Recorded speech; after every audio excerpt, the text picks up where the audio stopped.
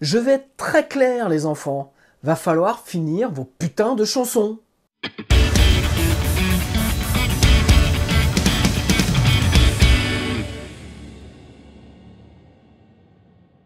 Salut à toutes et tous, c'est Jaf. Aujourd'hui, dans Bibi Blabla, nous allons voir pourquoi, ou en tout cas, on va parler, je ne sais pas si on va vraiment pouvoir le définir, mais en tout cas, on va parler pourquoi vous n'arrivez pas, et quand je dis vous, bien entendu, je m'inclus dedans, pourquoi on a du mal à finir nos putains de chansons. Alors tout ça part vraiment d'expérience puisque en fait l'idée de ce Bibi Blabla m'est venue par mes formations, par mes apprenants. Et j'en ai quelques-uns qui me disent oui mais moi j'ai 2 albums de près, j'ai plein de titres et tout, donc en gros c'est pas un problème. Sauf que il faut comprendre qu'il y a vraiment une grosse différence entre avoir des idées sur un dictaphone, avoir des morceaux qui sont commencés sur un Do, donc vous avez commencé à mettre des batteries ou en tout cas des arrangements, et puis une vraie chanson qui est terminée. Voilà. Ce que je veux vous expliquer par ce Bibi Blabla, et je vais essayer de faire assez court, c'est qu'il y a tout un processus entre le moment où on a une idée et le moment où cette idée est réalisée, où ça fait une chanson.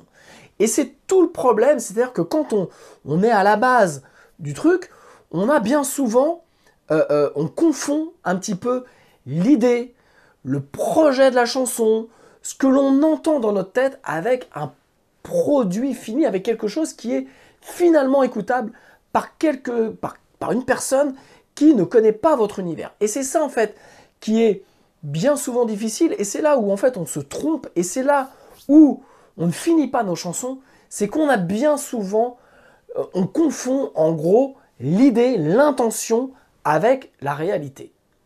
Et donc, ce que je veux vous dire par ce Bibi Blabla, c'est qu'il y a un petit peu plein de pièges, et je suis tombé dedans, et en gros, je passe aussi beaucoup de temps avec mes apprenants pour leur expliquer pourquoi en fait, non, ils n'ont pas encore une bonne chanson, ou non, leur chanson n'est pas terminée, c'est une idée posée sur un dictaphone, c'est un riff de guitare, ok, même si le riff est mortel, ça ne fait pas une bonne chanson.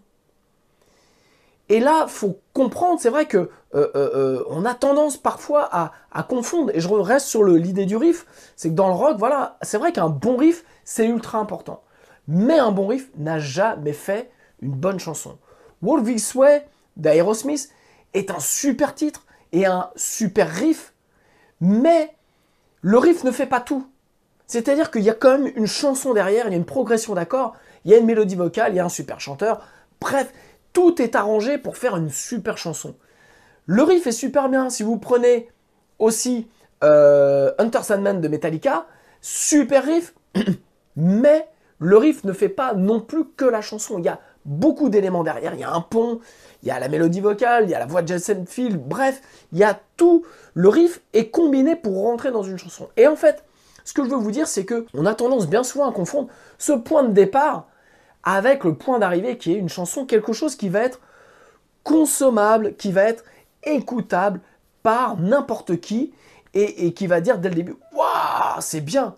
Parce qu'en fait, si vous n'avez juste qu'un bon riff ou une bonne intro, c'est valable aussi dans le hip-hop, si vous avez juste une accroche, ça ne fait pas une chanson. Et donc, ce que je veux vous dire, c'est que entre ce point de départ qui vous excite, où vous dites « Waouh, j'ai le riff de l'année, waouh, j'ai la chanson de l'année », et la réalité et le point d'arrivée, il y a énormément de choses. Et ça, c'est un truc sur lequel je bosse beaucoup en ce moment avec mes apprenants, notamment dans la formation Devenez musicien entrepreneur, parce que vraiment, je les suis sur leur projet et la réalisation de leur projet.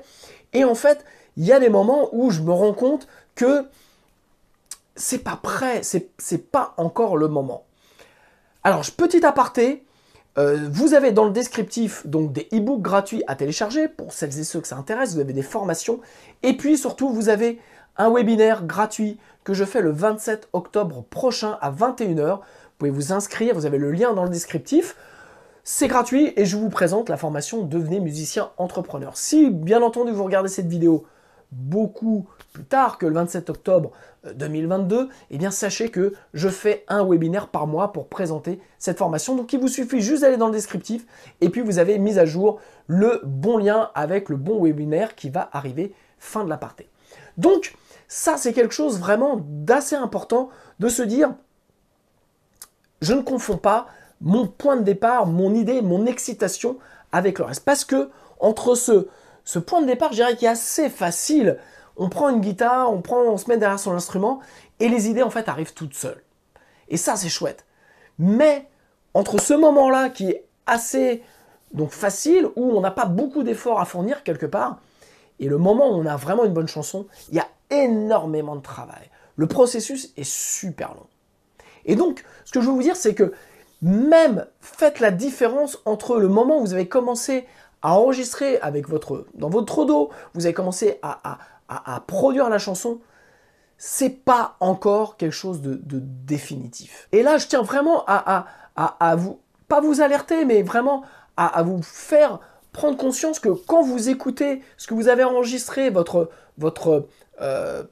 projet, on va dire, votre chanson, et puis vous écoutez vraiment un disque du commerce, eh bien il y a encore un delta. Et ce delta-là, c'est pas forcément, je tiens à dire, c'est pas forcément d'aller dans un studio d'enregistrement, c'est pas forcément de confier le mixage à un super mixeur, c'est pas forcément ça. C'est aussi de faire intervenir peut-être des gens qui ont un peu plus de compétences.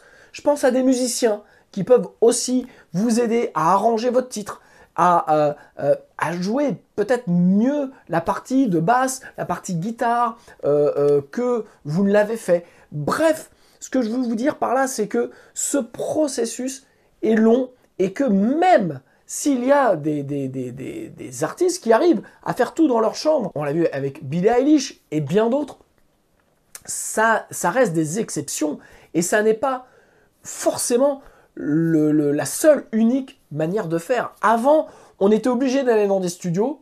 Et bien aujourd'hui, on n'est plus obligé d'aller dans des studios parce qu'on a tous les outils et on a la possibilité de faire plein de choses tout seul. Mais ça reste aussi un facteur limitant d'être juste tout seul parce que vous ne confrontez pas votre chanson, votre idée de chanson à une certaine forme de réalité. Et c'est ça un petit peu ce que je veux vous dire dans ce bibli blabla, c'est que quand on a tendance à travailler tout seul, ou à composer tout seul, ou à enregistrer tout seul, ou à faire tout seul, eh bien, à un moment, on perd une perspective, une dimension de sa chanson, et on manque à ce moment-là peut-être sa cible de faire vraiment une très bonne chanson.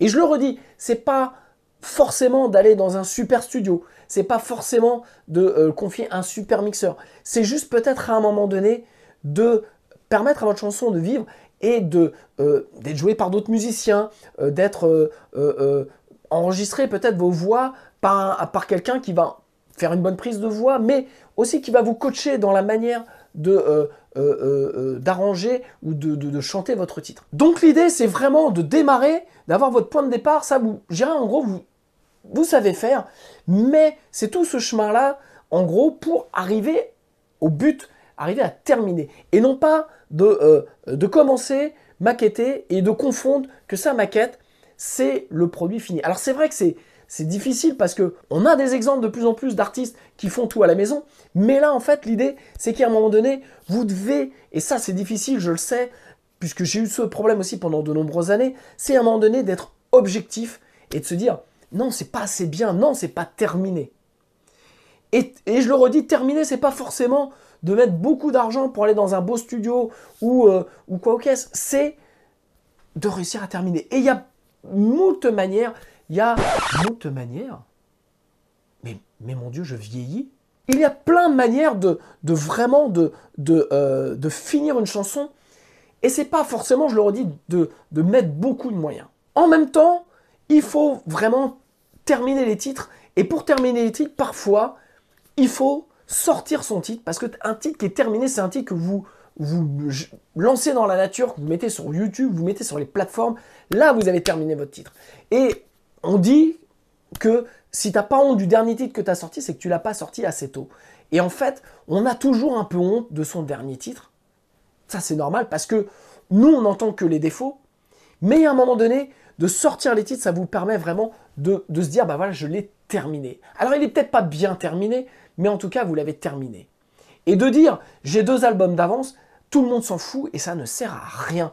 Donc, finissez vos titres, sortez-les, même si ils ne sont pas super bien finis, mais c'est pas grave parce que vous allez être sur les titres suivants. Et au fur et à mesure, vous allez apprendre à terminer les titres, à vous entourer et à comprendre vraiment quel est votre projet artistique, quel est votre univers artistique, et vous allez apprendre au fur et à mesure à terminer votre titre. Ça, c'est évident, c'est-à-dire que pourquoi on a du mal aussi à terminer ces titres, je vais en venir, c'est qu'il y a un moment donné, on est aussi confronté à soi-même. C'est-à-dire que c'est quand même d'enregistrer, de composer, de produire ces morceaux, c'est quand même le pire miroir que l'on a sur soi-même et où on se voit vraiment à nu. Et bien souvent, c'est aussi ça qui nous fait peur inconsciemment et pour la raison pour laquelle on a du mal à terminer les titres, parce que ce qu'on voit, c'est pas super beau, quoi. On est à nu, on a un problème parfois de réalisation, de production, on ne sait pas faire, on ne sait pas bien faire, ça sonne pas comme ça se passe, comme ça devrait sonner, comme on l'a dans notre tête. Voilà, notre putain de chanson, elle est là, elle sonne la mort dans notre tête. Et en fait, quand on met play sur notre maquette, sur notre dos, sur ce qu'on a fait, on écoute et en fait, c'est pas exactement ça. Et ça, c'est aussi la difficulté, c'est que il y a la partie production, réalisation, mais dites-vous aussi qu'il y a plein d'albums qui ont vendu des palettes et qui sonnent le cul, qui ont été mal produits, et dites-vous aussi qu'une bonne prod n'a jamais fait vendre de CD, forcément. Voilà, donc la bonne prod n'est pas juste la bonne excuse ou le Saint Graal. La réalité aussi, c'est que quand vous écoutez ce que vous faites, eh bien aussi, c'est un miroir, vous voyez vous, avec comme ça à poil, il y a une partie du syndrome de l'imposteur, vous dites, mais en fait ce que j'ai fait c'est nul, ça m'intéressait personne, je suis mauvais artistiquement, je dis rien, et donc on a tendance comme ça à avoir du mal à finir ces titres parce que on a aussi beaucoup de mal à s'accepter. Et donc cette expérience de s'entendre, de se voir, d'être à nu, peut être une expérience bloquante pour certains et ce qui nous empêche de finir. Donc, ne mettez pas la barre trop haut, ne vous jugez pas, ne vous comparez pas forcément avec les artistes que vous aimez, puisque forcément, vous allez à ce moment-là vous dévaloriser, et ça va vous empêcher d'avancer et de pouvoir vraiment finir ces putains de chansons. N'écoutez pas non plus Chapeau qui vous dit arrêtez le home studio, continuez à travailler dans votre home studio, continuez à ce que ce soit un laboratoire, mais ne confondez pas ce que vous faites, qui sont des maquettes peut-être avancées, avec ce qui devrait sortir. Alors, ça peut sortir, mais ce n'est pas obligatoire. Ce que je veux vous dire, c'est que c'est pas parce que ce que vous écoutez ou quand vous l'écoutez au casque, vous dites « Ouah, c'est mortel » que ça va intéresser tout le monde. Prenez des musiciens, parlez-en, faites écouter. Moi, j'ai beaucoup de personnes, que ce soit des gens que j'ai dans mes formations ou des gens comme vous qui me suivez sur YouTube, qui m'envoient leurs titres pour avoir un avis. Et je le dis, c'est juste un avis, c'est juste mon avis. Je n'ai pas la science infuse, mais j'arrive parfois, souvent, à débloquer des situations, à donner des petites idées comme ça pour que le projet puisse avancer au mieux. Donc ça, c'est vraiment quelque chose que vous devez faire, pas forcément m'envoyer du son, mais faire écouter, faire participer d'autres musiciens à votre projet. C'est aussi le danger du home studio, de faire les choses à la maison. Quand on écoute, on a l'impression que c'est mortel, mais on ne le confronte pas à la réalité, on ne le fait pas forcément écouter aux autres, et donc c'est pour ça qu'on a du mal à finir, parce qu'on sait qu'il y a un truc qui ne va pas. Dites aussi merde au syndrome de l'imposteur, ça va vous empêcher d'avancer. Et puis, dernier conseil, surtout, faites-vous plaisir, amusez-vous. Voilà, et plus vous allez vous amuser, plus vous allez avancer, et plus vous allez être content de finir les titres. Et de finir un titre, c'est un processus qui fait que tant qu'on n'a pas vraiment fini des titres, eh bien, on ne connaît pas ce plaisir, cette joie d'avoir terminé et de dire, voilà, ça c'est fini, je le fais écouter, les gens aiment ou ils n'aiment pas, mais je m'en fous parce que moi, je redémarre d'autres titres et je vais refinir d'autres titres. Voilà, donc soyez dans cette logique-là, super positive, amusez-vous, je le redis, c'est vraiment la clé. Et puis, vous avez aujourd'hui toutes les possibilités de pouvoir vraiment faire avancer vos titres et de finir ces putains de titres. D'ailleurs, Qu'est-ce que vous faites encore là à m'écouter? Allez, on va finir ces putains de titres. Je vous embrasse, je vous dis à la semaine prochaine. Merci de vous abonner à ma chaîne YouTube. Merci de me mettre un pouce. Et donc, je le redis, pour celles et ceux qui sont intéressés, il y a des e-books gratuits à télécharger et des formations pour celles et ceux qui veulent aller plus loin. Je vous embrasse. À plus. Ciao.